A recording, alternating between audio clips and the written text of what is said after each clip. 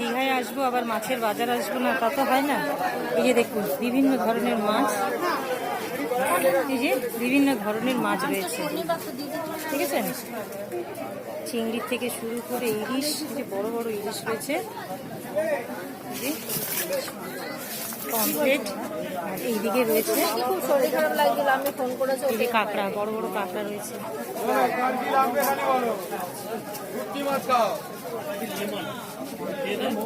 ওরা বেরোবে না এখন, বেরোবে না কেন?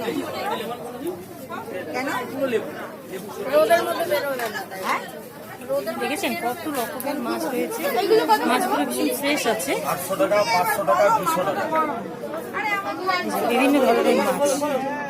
ইলিশ 800 টাকা আছে, 1300 টাকা আছে। সম্বর মাছ 300 টাকা করে কিলো। 800 টাকা কিলো, 800 টাকা কিলো, 500 টাকা কিলো, 500 টাকা কিলো।